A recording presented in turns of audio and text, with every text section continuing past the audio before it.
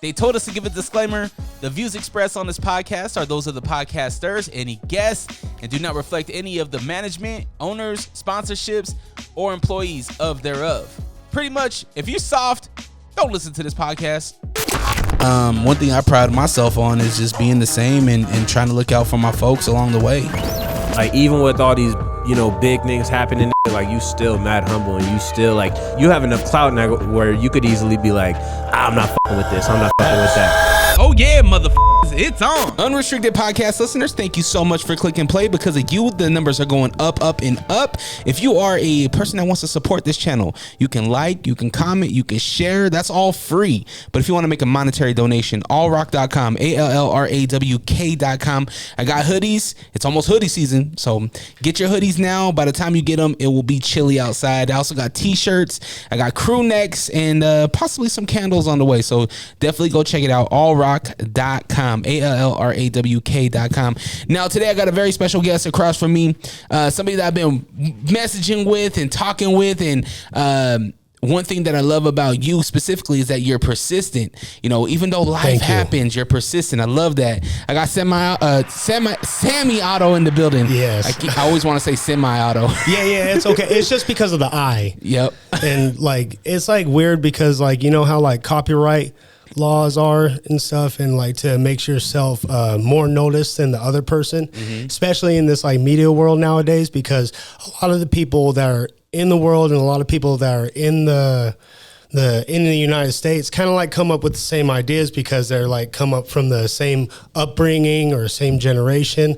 There's actually 3 semi-automatics in the US or whatever, but I changed mine to I so it could be specific and so it can be categorized under me. So is your real name Samuel? Yes. Okay. So who gave you the Sammi Auto name? Where did this come from? So a long time ago, we were discussing the names or whatever when I had my early career in hip hop, around 2009.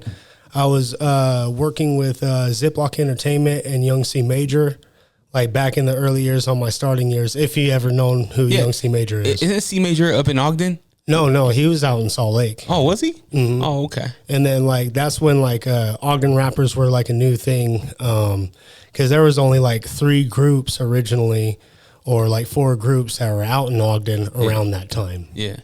So you were making music with C Major. You said Ziploc? Yeah, Ziploc Entertainment. It was what was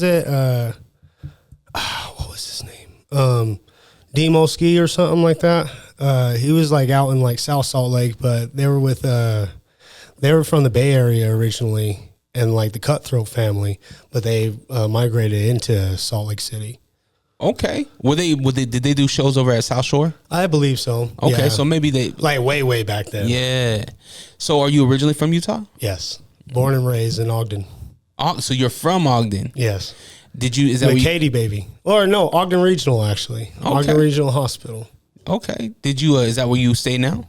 I recently moved or whatever out to Clearfield and Syracuse area, just because I was in the process of doing business and everything with Cynic the Great and D-Lo with 4-1 Records and all them, because I was one of their extra engineers for their productions.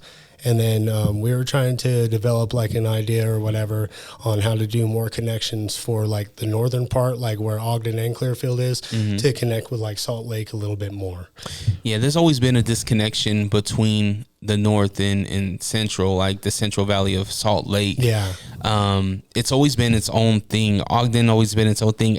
Nobody even mentions Clearfield or Layton or Roy. Yeah, exactly. It's always been an Ogden and Salt Lake thing, always. Yeah. And then Provo came out of nowhere. Utah County, they got a lot of stuff buzzing. Yeah. But that's it.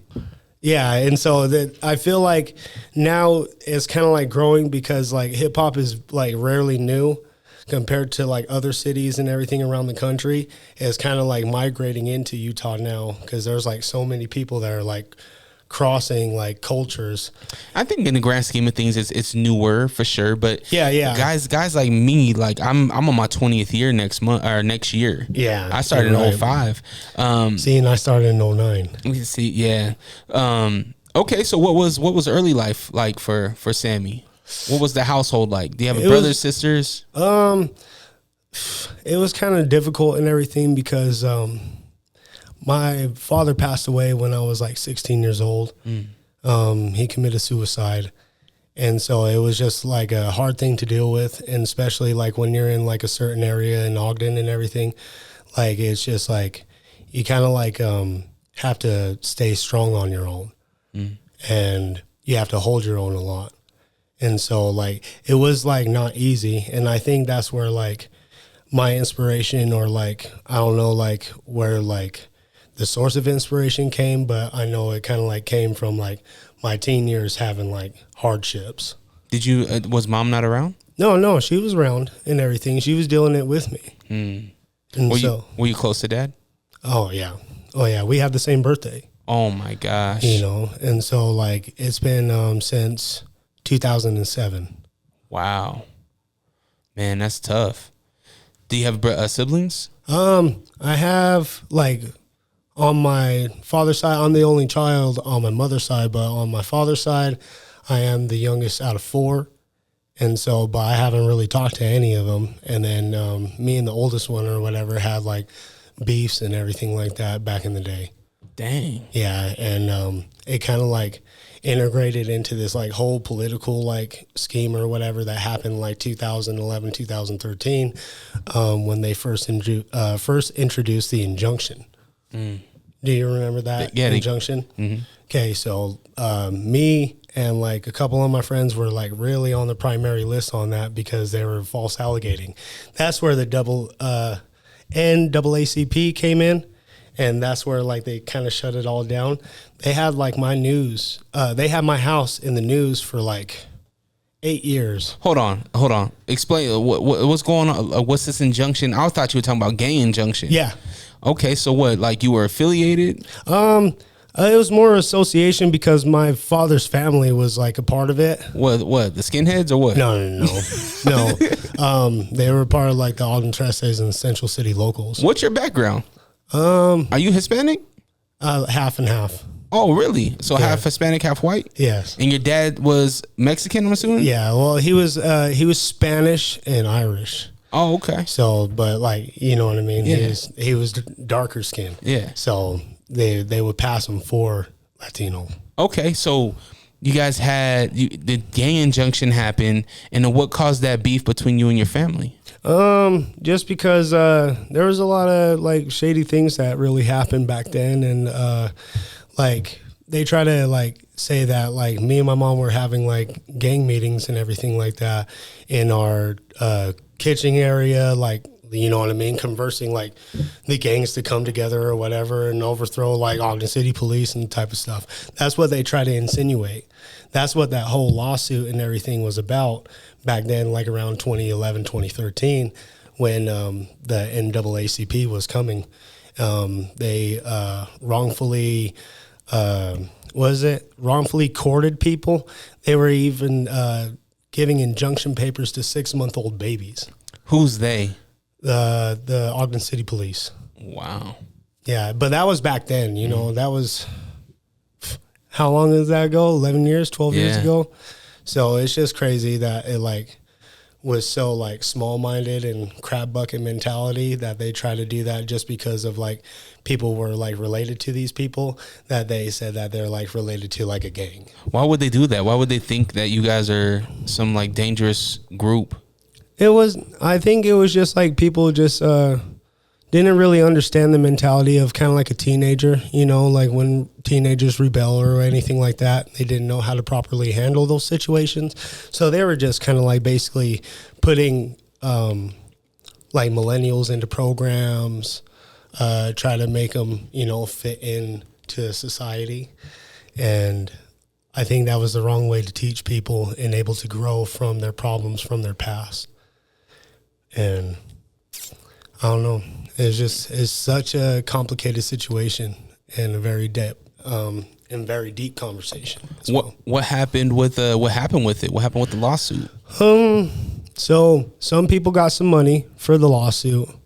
Me and my mom didn't really get any compensation out of it, and so that's where I kind of like. But you guys were the main ones that was being accused, right? Yeah.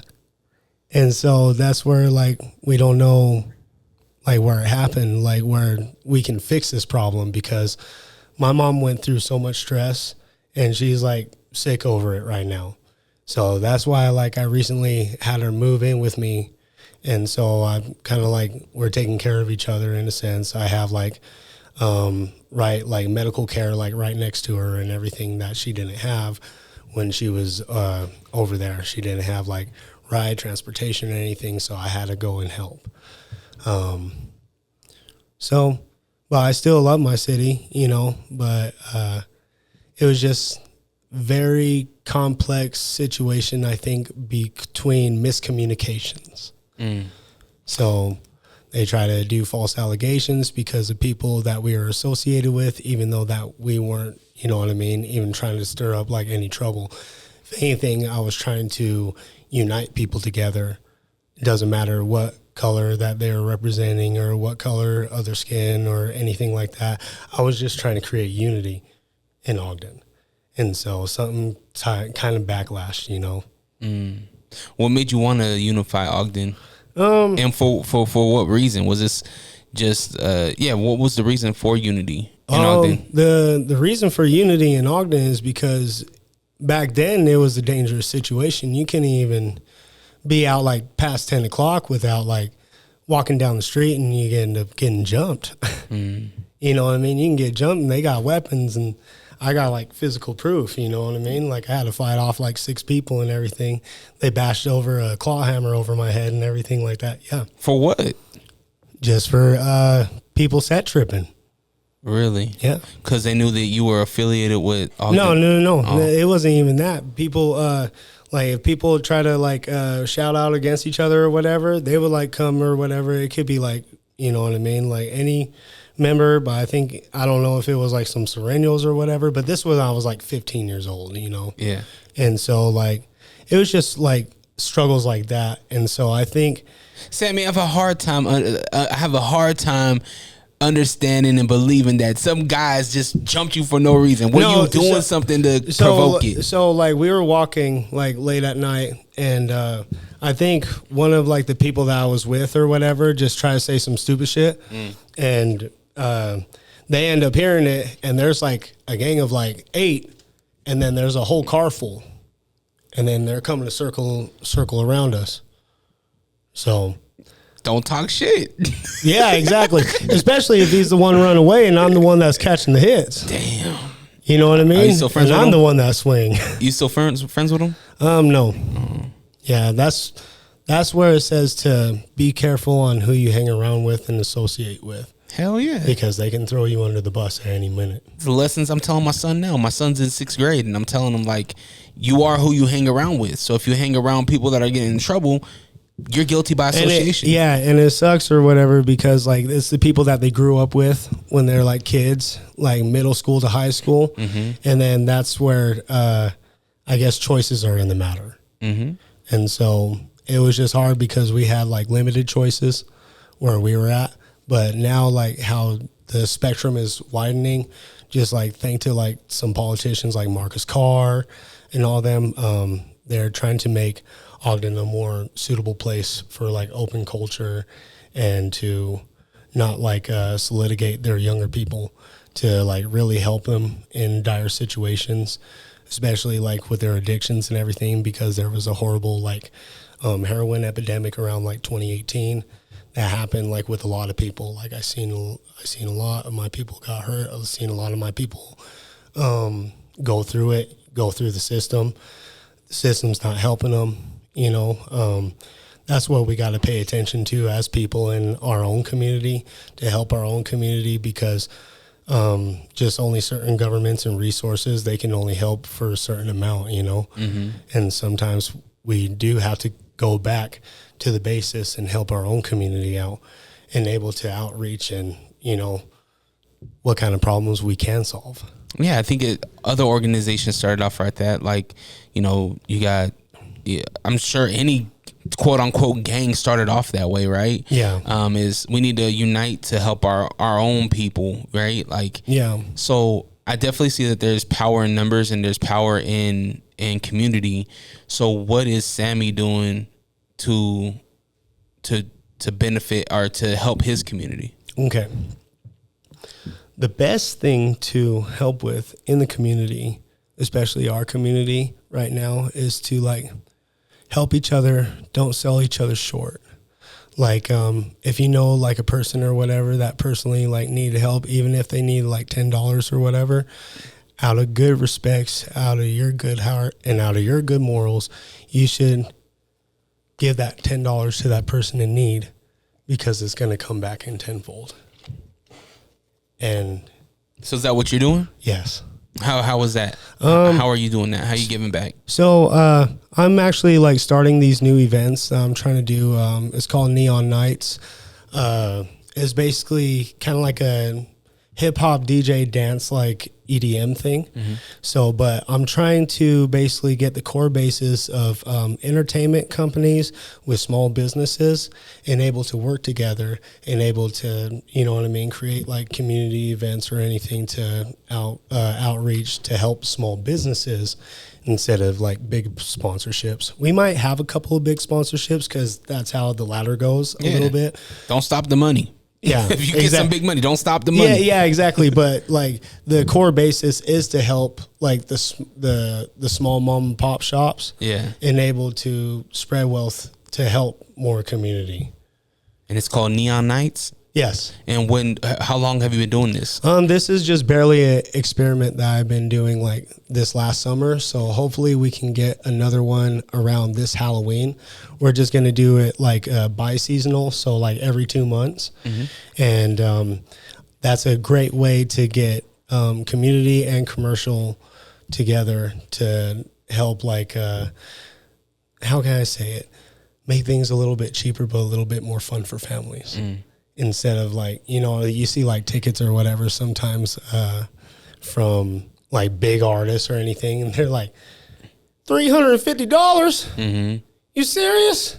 And then you look at the floor seats, $1,500. Oh yeah. You know, like so we think about that, but then we're thinking about the cost of living that's going right now in the country. The cost of living is going up. And that's a hard thing to swallow right now, because I think they made like a peace treaty with China and like Iran or something to increase the percentage and the cost of oil. So that means the cost of eggs is going up, the cost of milk's going up, the cost of living's going up. Yep.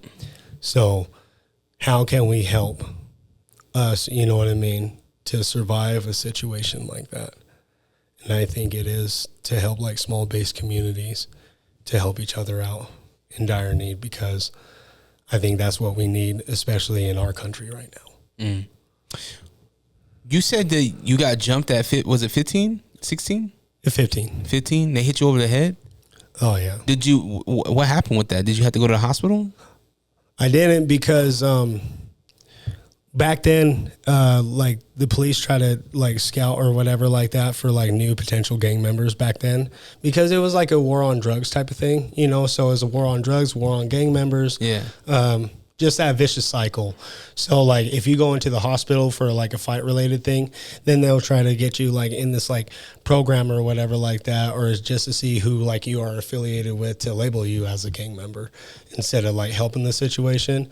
So basically I just had to help myself usually. Jeez. And then all it was so you can have brain damage and don't even know. You never know. But I know not that much brain damage though. Are you sure? Yeah, for sure. Jeez. I'm over here thinking like, dog, you went through a lot, man. You get jumped, you're worried about your community, your dad takes himself out. Like, how are you handling all this as a young teenager mentally? Oh, it was hard. Like I had to go through a lot of therapy sessions. I had to go through a lot of classes in communities, outreach or whatever. So like those really did help me like in my past. Like shout out to Youth Build from the OWATC, that program. That really saved my life. What is that? Take us through that. So it's like basically it's a nationwide program. It's called Youth Build. And it helps like troubled teen and troubled youth to develop like skills like construction-based skills, leadership skills, all kinds of like skills that you can have in your potential, in your arsenal, to help you be successful in life, no matter what you do. Like, and I like the ATC just because they showed you different trades, different like web development, construction, business and marketing, culinary. So there are good things in Ogden too. And I think those programs or those situations, I feel like maybe we can have the community fund more of those. And so it can have more positive outreach on more leaders in the future. So it took your mind off of everything that you were going through. What specifically did you target during that program? Was it culinary? What did you do? Oh no, it was a construction base. So so like I was losing my house around like 2010, and then we got into a new house like by Weaver State, and then that's how I got like my brand new start and able to get my education. So I just got my GED, which is nothing wrong. It's just general skills. Anybody can get applied or occupied with a GED. So it doesn't matter if it's high school or not. Yeah. I got that within 3 months, and I completed Youth Build. I was the first completer within a 10-month period. Wow. So you got it done quick. Damn, that's dope. Did your dad get to see you complete that? No, that was around like 2012. Gotcha. So between my music and between my personal life, it's been one crazy roller coaster that I haven't really talked about on this level. That's a lot, man. That's why I'm sitting here like I'm putting myself in your shoes when I'm 15. My dad, I don't know how your relationship with your dad, but my dad is my world. I grew up with a single father. So if I was to lose my dad at 15, I probably wouldn't be here. Yeah. Because I probably would have crashed out. I probably would have roller coastered my life off the rails. If it wasn't for my mom, I wouldn't be here. She's been a very strong woman. Mom held you down. She's the strongest. And now you're holding mom down. That's dope, man. That's how real love is. So where did your inspiration for music come from? Inspiration of music always came from the old classics. I listened to like Snoop Dogg and Death Row Records when I was like 12, 13, because I was kind of like I wasn't in foster care, but when my mom went to jail and everything when I was like 12, my cousin took care of me. And like basically like I only had like a room in the attic and stuff. And so like the only tapes that my mom like left me, because she knows I always liked rap, I listened to like Eminem when I was like 5 years old and everything. Damn, you're young. Yeah. And so like that was like my favorite, but Ice Cube was like one of my favorites. And so like I used to almost like rap all of his songs like word per word. Hopefully not the N-word. No.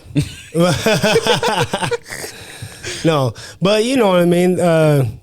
Check yourself. You better wreck yourself because I'm bad for your health. I'll come real stealth. Drop a bombs on your moms, kill car alarms. Yeah.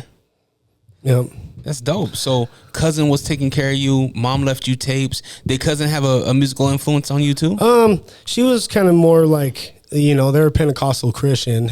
Oh. So like they were like more on a religious factor and stuff, and so that was just like no wonder they put you in the attic. Yeah, just a hip hop Harry Potter, I guess. Yeah, for real. Damn, that's the next music video. There you go. Exactly. Actually, I have an idea for the next music video. That's why I sent you that clean version. Yeah. Of that new song or whatever. Hopefully, we could spin that one time, but it's really dope. So you. When did you actually jump out of the house and into like a studio, into our musical hip hop community here in Utah? 17, 18 years old. And then that's when you got with the Ziploc people? I got with the Ziploc Entertainment just because my brother was managing me. And then that's where like later on when the whole injunction beef happened, that's where we kind of like fell off. Is your brother, I don't know if you mentioned your brother's name, I don't know if you want to, but is he in music too? Oh no. Oh, okay. No, he was just at the wrong place at the wrong time and said something to the wrong people, if you feel me. Okay. So And so he's not involved with your music anymore? Oh, no. Not period. You guys beefing right now? Oh, always and forever. Damn. Okay. You get into the studio. What's your first studio experience like? My first studio experience was a trip because Young C Major, he had a warehouse studio, and I was like, whoa! It was huge. It was a whole warehouse, and one end of the hall was the mixing room, and then you had to walk down let's say this is like the warehouse studio or whatever. Yeah. And so, you know how we're at the end of the hall or whatever? So, at the other end of the building, that's where the recording booth was. Dang. And so, they had, a little TV and everything. And then in the mixing room, it was huge. It was huge. It had, a big mahogany table and everything like that. They had, bottles of liquor and stuff, like some old classic rap stuff, for real. That 360 deal dream. Mm-hmm. That's what it looked like. Whoa, yeah, kind of surprised you. And so, and it was just crazy. And then that's where we were just listening to how I was rapping, because I didn't really rap very good at the very start. I had to really develop it on my own. And it was just a trip. Did C Major help you develop your voice? Yeah, well, he was just throwing gestures or whatever, and then I was noticing that I do a double time sometimes on my words just naturally, just because of how my accent is, mm-hmm. And that's where we had the idea of Sammi Automatic, because it sounded just kind of like a 3-round burst or whatever, yeah, a 3-round burst. So did you ever put out when was your first project? First project was 2008. That's when I was kind of I made my own record label, because I was just recording just singles or whatever, but it didn't really go nowhere, because people were paying attention to the artists that they were fully investing already. So it was kind of being hard on the back burner. I've been on the back burner for quite a while, until recently, and I had to do things myself to not be on the back burner no more. I had to learn my own skills. I had to record my own. I had to mix my own. I had to, learn from different engineers and producers on how to record and develop my own skills. You say put on the back burner, so it sounds like you were leaving your fate in other people's hands. Yes. At what point did you realize that I can't have that no more? I need to take control, and I need to learn how to engineer. I need to learn how to do all this stuff myself. In 2008, that's when I made my first mixtape. It was called School of Hard Knocks, and then that's when I tried to make the Hard Knocks Records. That was an official record label. We had a LLC that was in Ogden and everything like that, and my brother was supposed to be my partner with that, and he had the sales tax license and everything, and that's how it ended bad. Oh, he fucked you on the tax side, huh? Yeah, not only on the business side, but on my personal life side too. So, damn. So, this is really unrestricted. Yeah. So, how did that happen with your brother? How did you find out that your brother wasn't doing the right stuff? Oh, because he was a recovering drug addict and everything, and and you knew this? Well, he was in prison for 10 years, 15 years, but I was 15 at the time, and Gotcha. When we lost, it was not me losing my dad; it was losing his dad too. Mm-hmm. So we really tried to band together and make it better. Enable, to help get us closer. And I think he just seen a part of me or whatever that was really shining, because I had a potential. Mm-hmm. And some hate, he had hate about it or whatever, and he was just going through his own thing, and he had his own drug addictions as well, and it just went bad after that. Did you ever find comfort in drugs? No. No? So you just the therapy and it was therapy and everything. I can't lie and everything. I always was a weed smoker for sure. Well, that's not drugs. Yeah, thank you. Thank you. It's 2024. Huh? Thank you. Thank you. I mean, you can go buy it at the store. Exactly. Yeah. Now, but Back then? Yeah. Oh, you get so much. Oh yeah. So much shit for that. I don't know how unrestricted kind of cuss or Yeah, what. you're good, bro. All right, cool. Yeah. But anyways, Just don't say the N-word. yeah, of course. All right. He's so funny. Now he's saying it in his head. Don't say the N-word, Dre. Oh, quit it, Dre. But well, so yeah, it was just all. So your brother fucked you, Yeah. and you guys have it. Sounds like forever beef. Do you ever feel like you can patch it up with him? Are you sick of podcasts that just interview people with the same questions and gossiping nonsense? Are you tired of hearing about what's wrong with the world? Can you locate your nearest orphanage? Who cooked the Last Supper? R.I.P. Mr. Potato Head. Seppuku Harakiri. Where is Mavis Beacon? This is Hos. And this is host Beefy, Listen to the Beans and Rice podcast. exclusively in Braille and all streaming platforms. Patent pending. No pukesters helping me to the left, and no pukesters helping me to the right. Didn't need them then, don't need them now. You are the ex-champion Olympic. Now this is the way, Tony and David, that you do the figure 4 leg lock.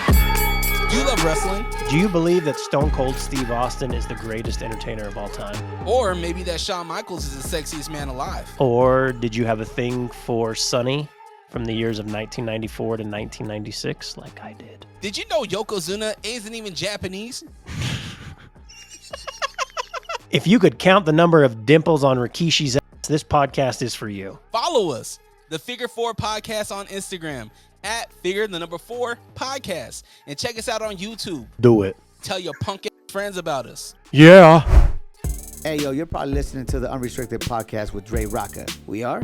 No, they are. Yeah, oh, right. Oh, wow. And I'm the real Ruby. You can catch me and Fonzie and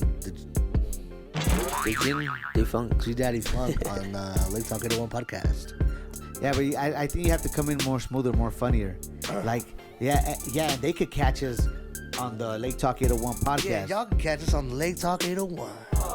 Yeah, and be like, and yeah, man, hey, and they could catch people like me, the real Ruby, and people like you, Fonzie, and people like him, G Daddy Funk, Wow, on that's the a Lake lot of Talk people. 801. Who cares? What did he say? Huh? I didn't hear him. I don't know, but Why- this probably should be the ad. Are these on?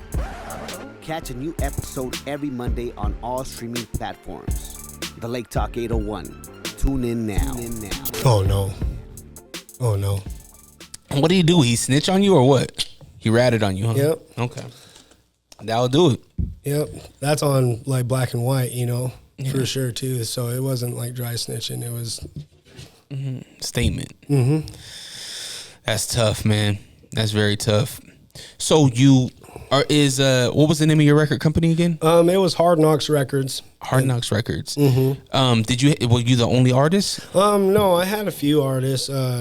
We had I had an artist that was called Jamie Dro. That was like, it was just like friends around the block or whatever that, just rapped with me. We just like used to rap over the phone or text raps or anything.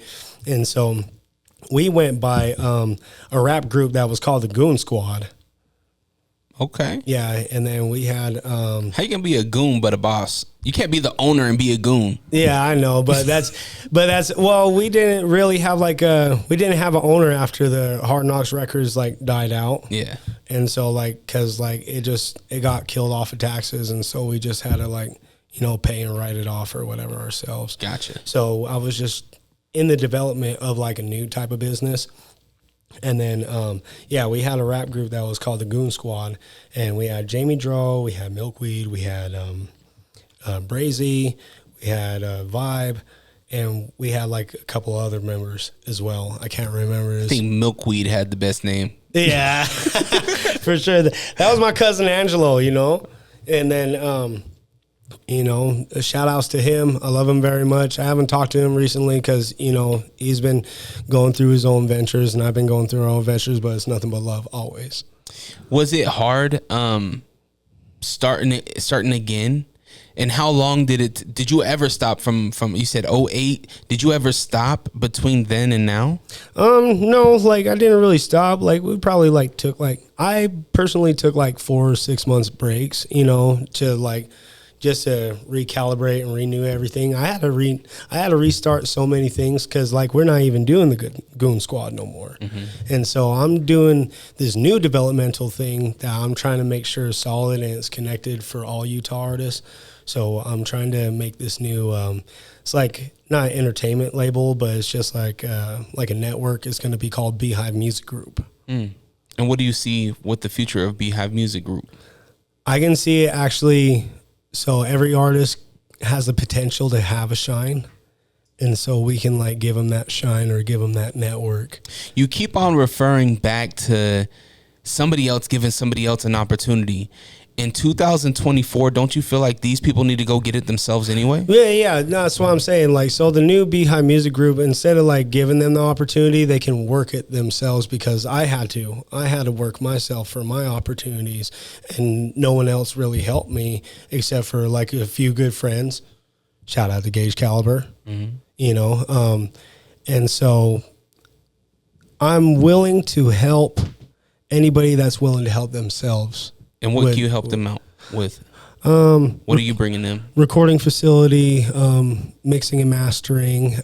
We can also go on panel and development skills to like build their brand. We can also give them their own portfolios for photography.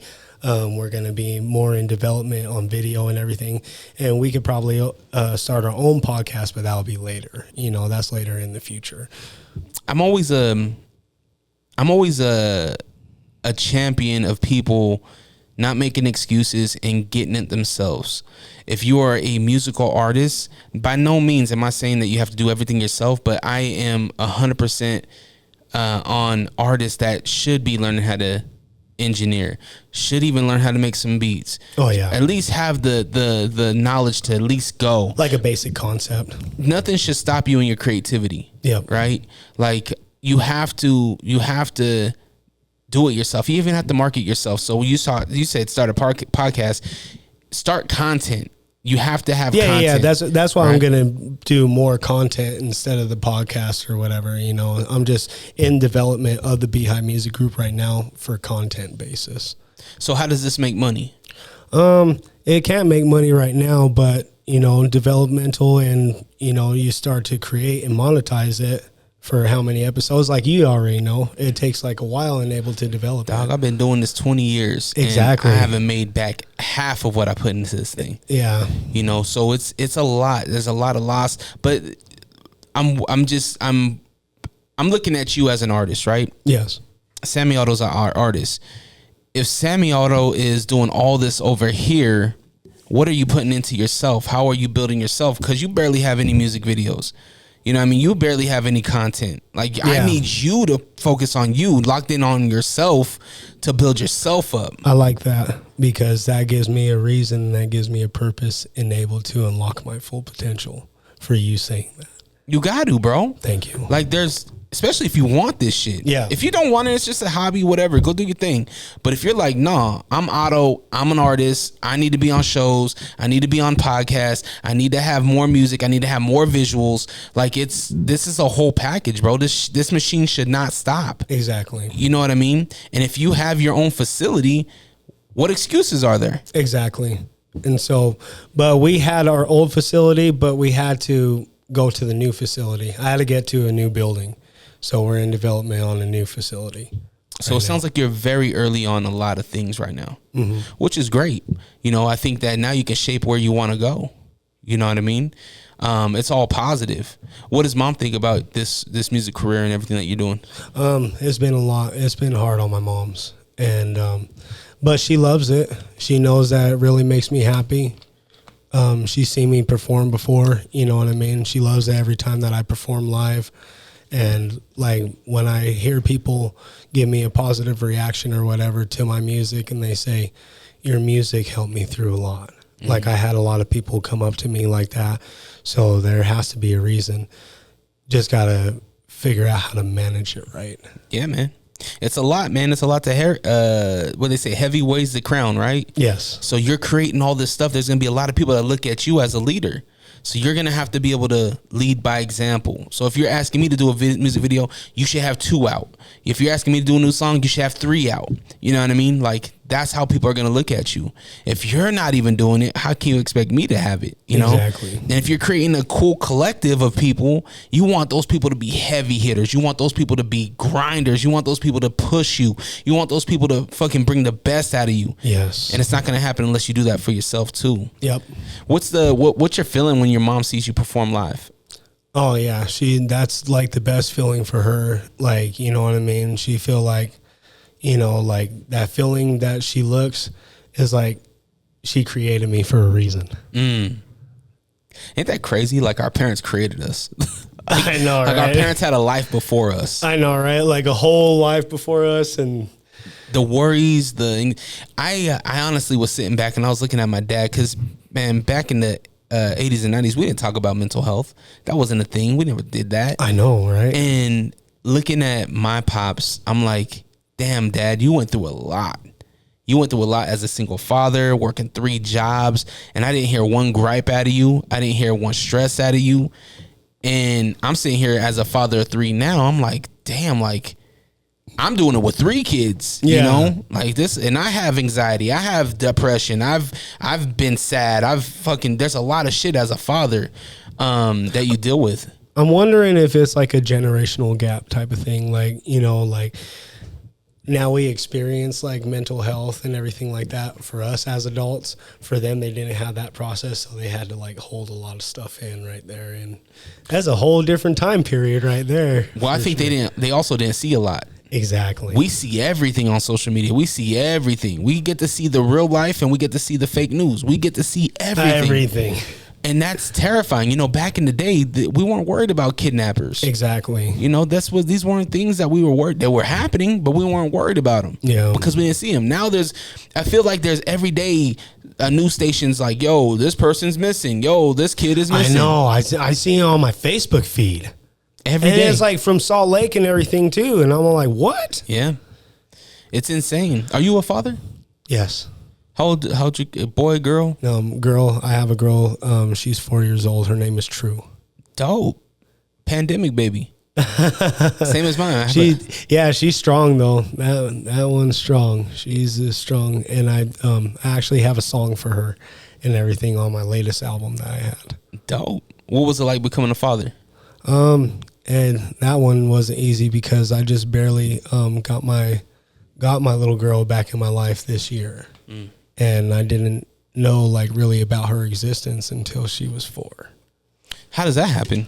Well, we had so I was with a girl out in Layton, and did she have a big butt and a smile? Was she poisoned? You know. But no, but she's a good mom though. She, you know, shout out to her. She did really good. You know, shout out to all the good mothers that you know really handle it. Even though that sometimes the relationships don't work out and everything, they really still like are gripe down and they go on the grind and they really do it all for their kids. Mm-hmm. I see, you know what I mean? I seen really good mothers and I seen bad mothers, but I praise you, the good mothers that hold it down and everything, even when us men have a hard time. So how did you not know about this child? It was just always secret just because they thought it was like someone else's kid. And so it was just a hard time in my life. That's when I was 2019 and I was homeless and I was still working like 40 hours a week and everything like that out in Clearfield. Holy smokes. Oh yeah, I got a whole book of stories. Geez, so what landed you to be homeless? It was just what was it? One of those gentrification situations, like it had black mold, the house that we had and everything, and so we had to move out immediately. They condemned your house? Yeah. And was it just you and mom at the time? Basically. Wow. And so we were homeless for, you know, a good like at least like 5 months, but like the woman that I was seeing or whatever lived out in Layton, helped us, but it just got like a little hectic. You know how relationships get. Mm-hmm. and then we didn't have our own space until around like October of I think 2019. Yeah, 2019 October, and then we got back in our own house, and that was before the pandemic happened. Wow. Yeah. So then, why did it take 4 years to find out that you are the father? Just because she didn't want to upset the person that she was with or whatever, and like they have like their relationship going on and stuff, and but the only problem is that when she like started turning like 2 or 3, she started looking like me. And you know what I mean? Red hair, everything. I got a picture of her if you want to see it. Yeah. Yeah. That's dope, man. So what was your first introduction to your daughter? I was at June. Now I'm assuming she's speaking. Yeah, of course. Yeah. So 4 years old. Oh yeah. She's creative, and she's like the best thing in my life right now. Are you dad to her? Yes, but I'm still trying to get us situated because she's recently pregnant right now, and so we're just trying to wait until she has like her baby with the person that she's with and stuff, and so I can get her more in my life. I got transportation or whatever to have visits, take her out if I need to. I just had to really help and develop myself. Yeah. Now. Like that's what it took. It took the process of like 6 years to finally like develop and heal myself. Yeah, man. As a person before as an artist. Now I have the experience to tell it as an artist. That's dope, man. I'll tell you what, man, you're early to this father thing. Man, it's once you get the ball rolling in your situation, you figure out your situation, man. And not only that, like I'm with a relationship with a woman. She has 4 kids herself as well, and so I got to give her a shout out because she is strong.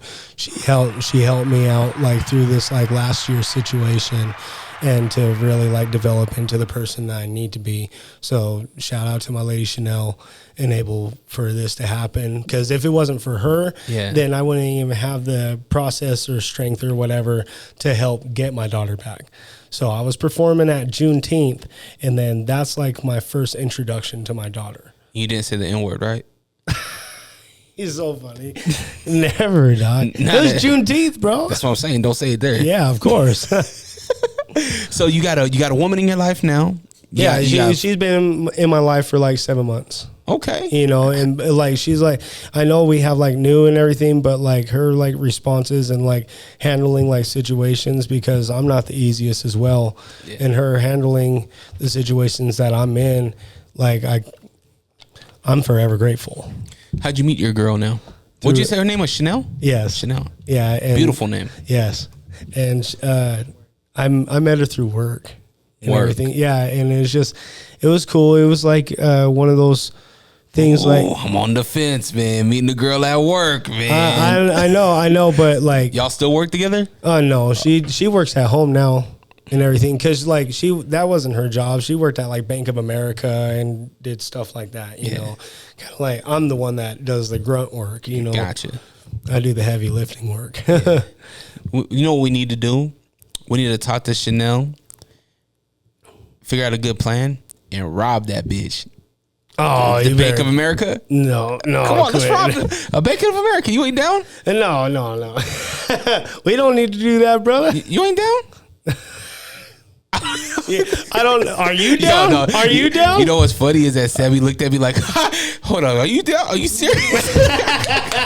If you're serious, I mean, I thought about it a couple times. No, we ain't robbing no damn bank, man. Come on, man. It ain't worth it. That's that unrestricted podcast, though. We get to. It's unlimited to what we could say. You feel me? So, how did you lock down your girl? Are you a hopeless romantic? I am, honestly. Like it was like, I know like we met at work or whatever, but like we went like on like classical dates and everything. Like, what do you mean classical dates? Like old school fashion, like, go get something to eat, or, go like get a drink, walk up the street on night, have my coat on her so she's warm and stuff, like, okay. like old fashioned. You a traditional type of guy. Yes. Okay. What does she think about that? She loves it. Yeah. She loves it because she's not used to it. She had her hardships too, and you know what I mean. I salute her for that. Like, how's it stepping into a woman's life that already has an established family with her kids? It's not easy, you know. There's always challenges. There's always, you know, you could tell, like, even though like they're good kids, like shout out to all my kids. Shout out to Zayden, Chasen, Woody, and Nylea. And I know like sometimes we never have the best situations, but we never have the worst situations either. And then that's how real life is. It's balance. Hell yeah, man. It's tough. Life is tough. Relationships are tough. It's going to get harder. You're only 7 months in. You're still in the cupcake phase. Yeah. So just wait until real life shit happens.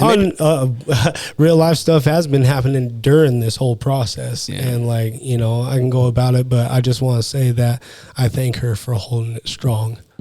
It takes a good base, man.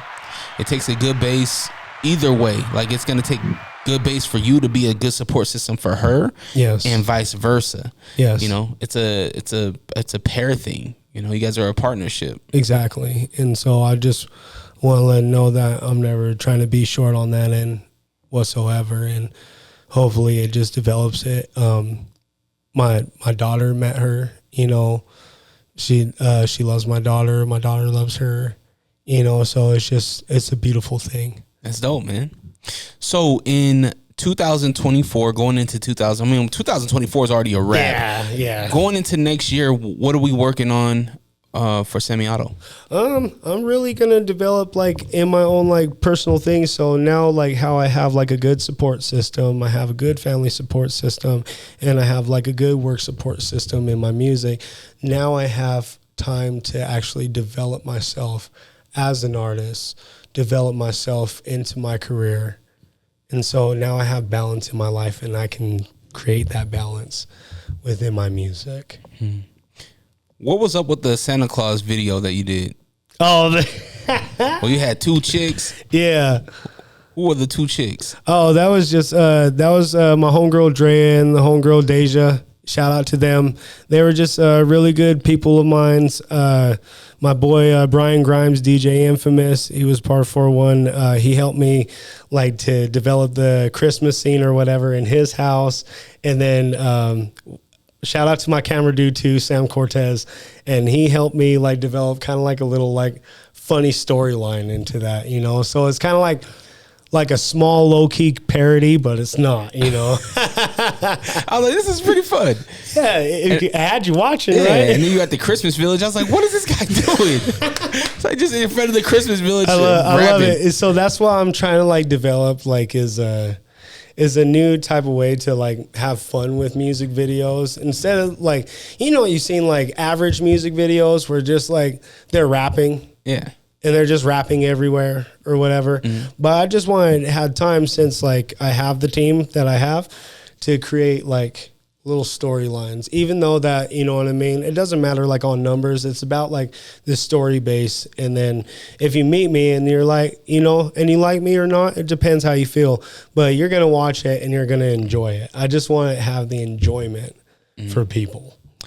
Yeah, I think you need to start your own content, like creation. Yeah. Outside of music, I think that what your vision is entertainment. Yes. So you need to entertain. You don't need to do anything. This is just my opinion. Entertain more ways than one. Like, instead of just saving this idea for a music video, go shoot the content. Yeah, you're right. You know, do something dope. Just like some shorts or something like that. Yeah, you said you want to tell a story. Instead of, you know, it could be, you use Christmas, man. Use 12 days of Christmas. It can be 12 different episodes of one story. Yeah, I like that. See, and so I think that's where my shortfall was with the whole media jump, is because I didn't know how the algorithm worked until, you know, I see everybody else doing it. So that was a new thing to me, because I was always like taught old school, you know, especially when it comes to like recording or like releasing videos or anything like that. Like now, like how this whole media jump is, it's different. You got to put content every day. You have to work every day. You're not just a musician or an artist or a rapper anymore. You're known as a digital creator. That's right. You're creating your own story. Sammi, I got to ask you, How much did you pay for 25,000 followers? 25,000 followers.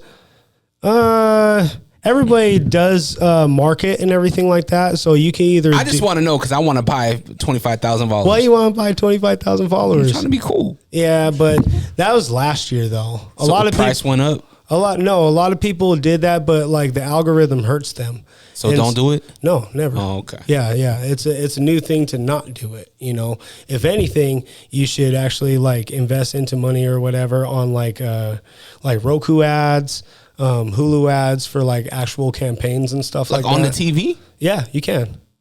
What? You didn't know that? No, I don't know. I do this, but I don't know shit about the algorithm and all that bullshit. Okay, yeah. So, shout out to OP. He helped me with the algorithm base. So hold on, that name sounds. Who else was telling me about this thing? I forget who it was. Anyway, sorry. Go ahead. Yeah, shout out to OP on it because he really like helped me like understand like what it comes to like algorithm and like it's like a new like you have your own TV show, right? But the TV show is piled over videos and videos. And so that's where the SEOs and the search engine options come in. And so what it is now, how you're naturally doing it organically and everything, that's the best way to do it because it's on engagement basis. And so that's what you need to get an interview with Opie and he can like give you like rundown on stuff. You know what I mean? Yeah. And it's just crazy. Like it used to be cool back then or whatever to like do that because that was the only time anybody was interested. Oh, how many followers do you have or whatever? Yeah. And I think that kind of like limits the person's creativity on that because they could be an amazing person and they don't give them that opportunity because they don't have a certain number, you know.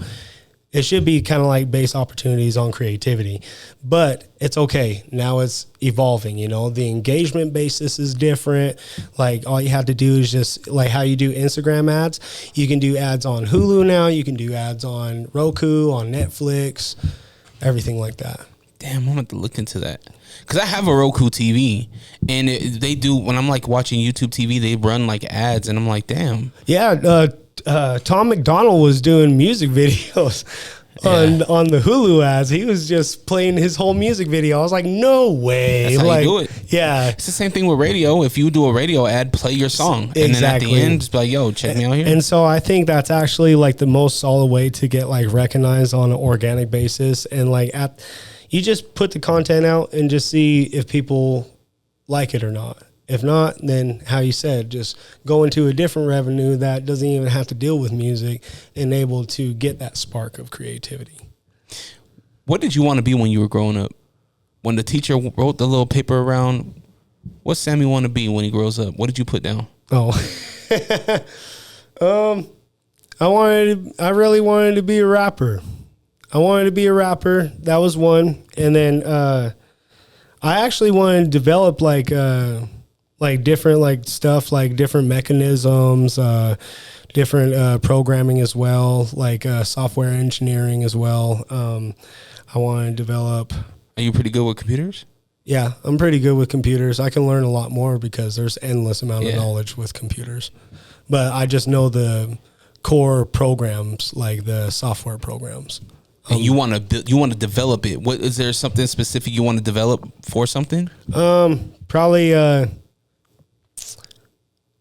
easier video editing. I mean, it's pretty easy right now. Well, yeah, that's you got it on your phone. I got people doing hour-long. Yeah, but that's what I'm saying. Now it has easier video editing, but that's what I'm saying. That's when it was hard to make videos. Mm-hmm. That's what I wanted to do or whatever. To like, how can we make this easier? Now it is easy. So what do you want to do now? As far as some development into anything? Just on how to make to help this state, to help its community. I know it's hard right now for like cost of living basis, and so like I wanted to talk to like some people, like, you know, maybe a couple of politicians of mine, just to figure out like, I have an idea. It's called Creative Space, and then it could probably help with like the housing market. But I'm more in development into that. But that's something that's outside of hip hop. Yeah, no. So creative space, how does that gonna help the housing issue here in Utah? So the housing issue, just because you have to have like a certain amount or whatever to like either own a home or to either basically the cost of living and the cost of like rent space and stuff. So if there's like a certain written agreement on development on creative space, so those people can not only live there, but they can work and produce a product that can like drop ship or sell or make money for them, and able to pay off their taxes or pay off like their business that they can have for that creative space. So they don't have to rent a whole building. They can just like rent like a corner section or whatever of that building of the original owner. So is this a temporary thing? Because I think most families want to have a bigger space and have their own yard and these things. The American dream, right? Yeah. But not everybody has that money for the American dream. Well, that's what I'm saying. So is the creative space, is that a temporary fix? Yeah, it's just a temporary fix to help individuals that don't have like family bases or income or like, is hard or struggling. And then they can like basically roommate with someone, but it could be like a business and able to help them like develop and able to make more income. Like they can like knit or cook or something like that, for their creative space. And even if they have like a food business, how they do like those like pre-made meals or whatever, yeah. and then they sell it to like someone else or whatever because they're a certified cook, they can use that square space.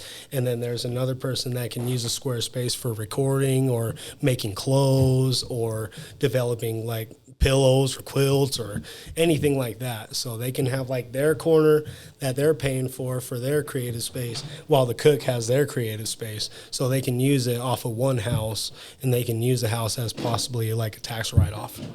So you have a lot of goals to help the community. Why not start a nonprofit and just do your own thing to help? We can.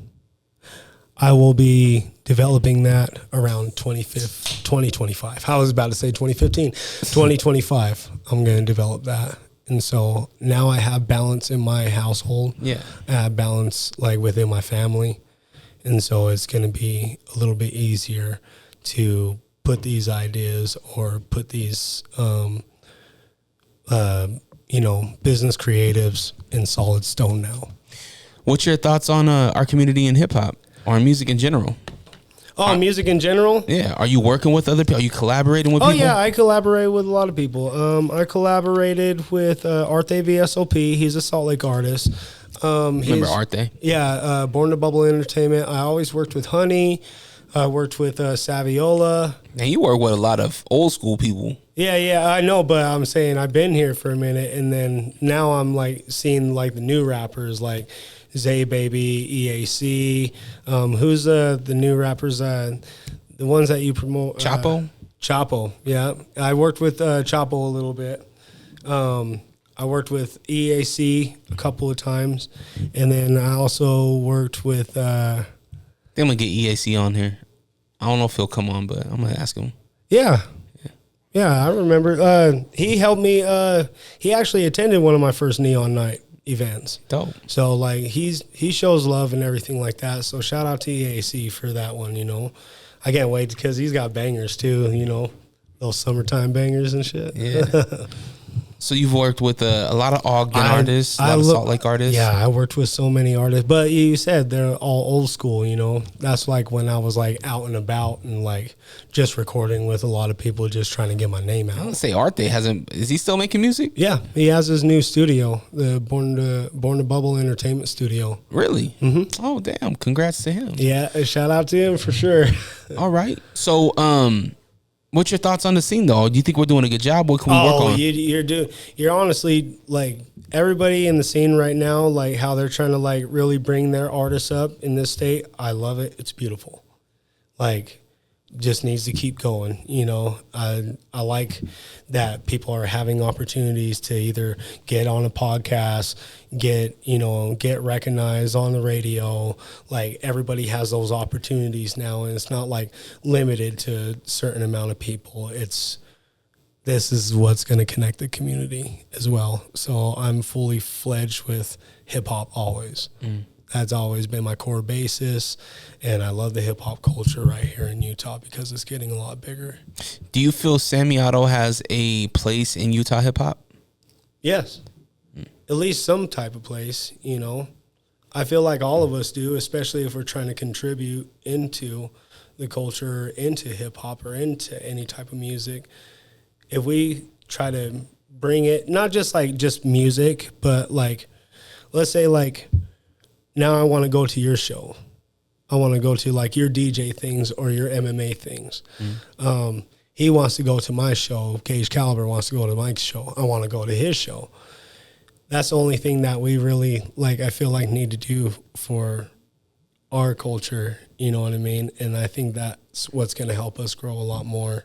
Because I know we have a lot of outside artists that they'll pay hundreds of dollars to see. You know? But we want to help our community. So if we can give that same energy to like your shows, to his shows, to my shows, that's what's really going to blow us up. And consistency. You got to be consistent. Yes. You know, in approaching 20 years of being involved in this community, you see people have a great 3 months and then gone, a great 6 months and then gone, and then they'll pop back up and have a great year and then be gone. Yeah. Right. And I get it. Life happens. It's expensive. Yeah. But you have to, if you truly believe in yourself, you have to go all in. I just was talking to Zach Partridge with Fierce Fighting Championship, and we're talking about fighters going all in and betting on themselves. Like, that's the same thing with artists. Like, you guys have to go all in, bet on yourself if you believe in yourself. Yes. Like, if you're gonna save money and you want to shoot your own videos, great. Invest into a good camera. You know what I mean? Learn how to edit. You know, find your creativity in music videos. You don't have to be carbon copy with a bunch of cuts and a bunch of edits. Like, you can have something really fucking simple. I mean, look at Tyler the Creator, the way he started with Goblin. Like, it was just one point and shoot. Yep, it was. You know, with some cool effects and stuff. What about Dax? Remember his early years? Like how he was just like in the desert and he was just rapping everything? Yeah. Yeah, just something like that. And you can get really intricate. Like, it's up to you on your creativity. I just think that artists have to stay around and be moving. If not, we're going to keep moving past you. Yeah, on a daily basis. I see, and that's where I see bitter artists like, oh, why does this person get this opportunity? Why is this person? It's because they kept going. Yeah. Putting in that footwork. My brother once told me, like, you're more likely to help somebody pushing their car than somebody waiting for AAA. You know what I mean? You're standing on the side of the corner waiting for AAA to come up roadside to help you. The guy that's pushing their car that's out of gas, I'm going to hop out of my car and help a dude push it to the gas station. Yep. So it's like, you have to keep going. You have to work. You have to understand who you are, you know, and bet on yourself. Don't stop. That's where it comes. You know, I'm just an old podcast dude. No, so. no, but straight up though, that's facts though. Yeah. That's facts. If you give up on yourself, why? I shouldn't care more about your career than you. Exactly. You know what I mean? Nobody, like, I do everything myself. You know why? Because I can't wait for somebody. Yep. We're not in the business of waiting for people no more. Okay. If you're a beat maker, go make the fire beats. Get them to other artists. Don't just work with one artist. Yep. If you're an artist, fucking be around, be present, fucking build yourself. Yep, and be present around others so people can see you that you're building yourself too. Like, you know, get networks, go out there, be out there, do the footwork. Absolutely. Got to go back to those old school ways, huh? Yeah. Yep. It's facts. Cool, Sammi. Well, did we hit everything? Was there anything else that you wanted to mention? I think we basically hit the hammer on the nail right there. Yeah, for real. Like we covered a lot. Hell yeah. I don't know if you could say hammer after getting hit by one. Oh yeah, really? Just fucking with you. Oh, is that the H word? Hammer. Yeah. Sammi, where can people follow you? What's the next show? Where can they really tap in with you? Okay, so the next shows I'm going to develop, besides the Neon Nights, I'm going to do a live Q concert series. So it'll just be like a virtual cinematic streaming concerts. Hold on. Neon lights. Do you have Neon Nights? Nights. Do you actually have neon lights there though? Yeah. Okay, perfect. Mm-hmm. Okay. Oh yeah. We've still undefeated. He usually DJs for the Neon Nights, and so like it's gonna be dope. I've been talking to a couple of sponsors for this Halloween event that we're gonna have.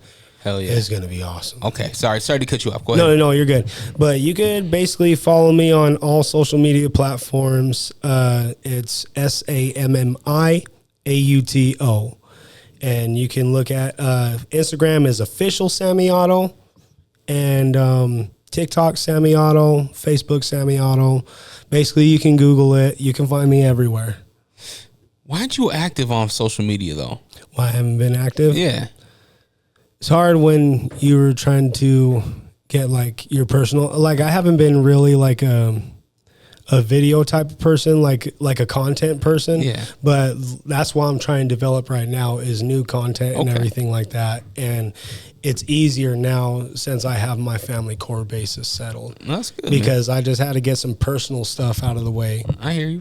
And able to have peace and able to create. I just, we touch just small parts of your life right now. Yes. And I feel like your story and the things that you've been through can help a lot of people through your art. And, but it's up to you as the artist to paint the canvas that you want to paint. Yes. You know, if it's not going deep, then it's not going deep. But if it is, then really help people. I mean, because it sounds like you got all the stories to really help a lot of people, and you've been through a lot of shit. It's crazy when you reflect on it. Yeah. Thank you. You know, it's crazy. But that's what I'm here to do now. I'm at balance. They're going to see more of my story. Hell yeah, man. Well, again, I appreciate you coming through. If you want to buy I appreciate you too, brother.